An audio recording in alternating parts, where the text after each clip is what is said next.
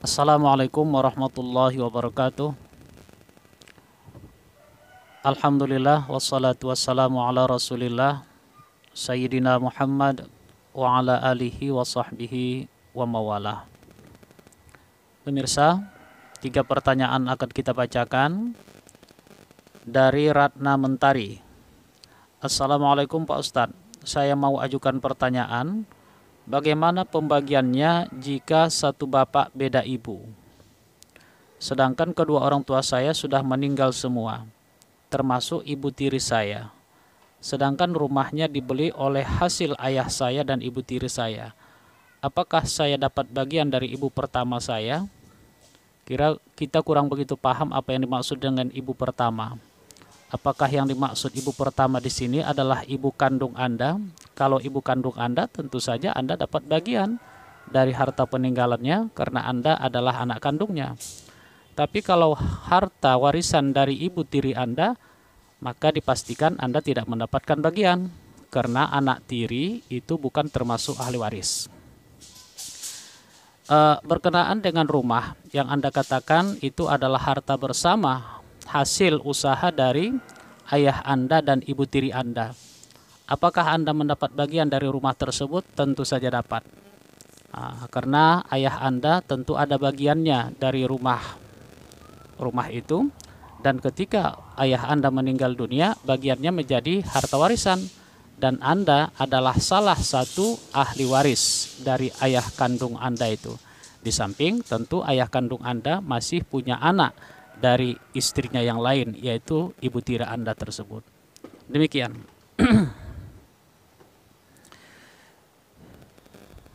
Yang kedua, Dinda Anissa. Assalamualaikum Pak Ustadz, saya mau tanya. Saya punya saudara seayah, tapi ayah saya sudah meninggal. Apakah saudara seayah dapat hak waris? Sedangkan rumah beserta tanah hasil dari keringat ayah dan ibu saya. Saya punya saudara seayah 2 laki-laki dan 1 perempuan. Sedangkan anak yang 1 ibu 1 ayah ada 2. Gimana cara membaginya Pak Ustadz? Mohon pencerahannya. Terima kasih Pak Ustadz. Wassalamualaikum warahmatullahi wabarakatuh. Rumah itu atau harta warisan itu adalah harta bersama antara ibu Anda dan ayah kandung Anda. Tapi kemudian ayah kandung Anda punya istri yang lain, dan dari istri yang kedua itu kita pahami demikian, maka ayah Anda punya anak-anak lagi, dan itu menjadi saudara-saudari seayah dengan Anda. Pertanyaan Anda tadi, apakah mereka mendapatkan bagian dari warisan itu? Tentu saja dapat. Mereka hanya mendapatkan bagian dari harta warisan ayah Anda. Sementara apa yang menjadi bagian atau harta warisan dari ibu Anda itu sepenuhnya hanya Anda dan saudara-saudara kandung Anda saja yang mendapatkan bagian dari situ. Demikian.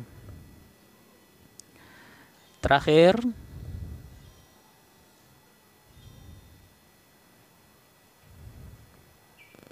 yang ketiga, James Arthur.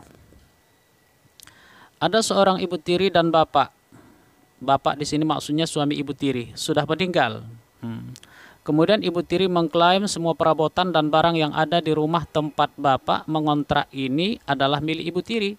Padahal sebagian besar perabotan rumah itu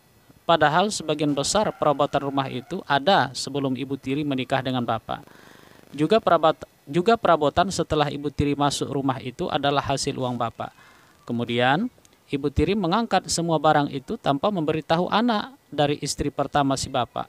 Itu bagaimana hukumnya Ustadz? Terima kasih. Semua yang didapatkan dihasilkan setelah menikah antara ayah kandung Anda dengan ibu tiri Anda itu menjadi harta bersama. Dan dari harta bersama itu yang menjadi bagian dari ibu tiri Anda hanyalah separuhnya saja, ditambah dengan 1/8 dari apa yang menjadi hak atau harta warisan dari ayah kandung Anda itu. Sementara perabotan-perabotan yang memang sudah ada sebelum ayah kandung Anda menikah dengan ibu tiri Anda itu adalah harta pribadi ayah Anda. Dan ketika ayah Anda meninggal dunia, seluruhnya menjadi harta warisan. Ibu tiri Anda hanya mendapatkan 1/8 dari perabotan yang menjadi harta pribadi dari ayah kandung Anda itu. Pemirsa, perlu disampaikan bahwa harta yang berkah itu adalah harta yang didapat diusahakan sesuai dengan ketentuan-ketentuan Allah. Allah telah mengatur pembagian harta warisan dan kita komitlah untuk menjalankan itu. Tujuannya adalah untuk mendapatkan harta yang berkah. Insya Allah harta yang berkah itu akan membuat kita nyaman menikmatinya, bahagia di dunia, dan akan menghantarkan kita pada kenyamanan, ketentraman, dan kebahagiaan yang sesungguhnya di dalam surga. Allah telah menyatakan demikian dalam surah An-Nisa ayat 11, 12, 13, dan 14. Sebaliknya, ketika kita lebih memilih jalan yang lain, lalu mengambil sesuatu yang bukan hak kita secara zalim, maka ada hadis dari Rasulullah SAW yang memberikan kita ancaman. Kata Nabi, "Man akhaza shibran minal ardi zulman." Siapa yang merampas sejengkal tanah saja secara zalim, artinya tidak sesuai dengan ketentuan, fa innahu yutawiquhu yaumal qiyamah, maka nanti akan dihimpitkan ke tengkuknya pada hari kiamat min sab'i aradin, 7 lapis bumi. Mudah-mudahan kita menjadi hamba-hamba Allah yang sedapat mungkin berusaha untuk berjalan sesuai dengan aturan-aturan agama, dan kita berusaha untuk mendapatkan rezeki yang halal, baik dan berkah, tentu saja dengan berpedoman kepada Al-Quran dan Sunnah. Demikian pemirsa, mudah-mudahan bermanfaat. Assalamualaikum warahmatullahi wabarakatuh.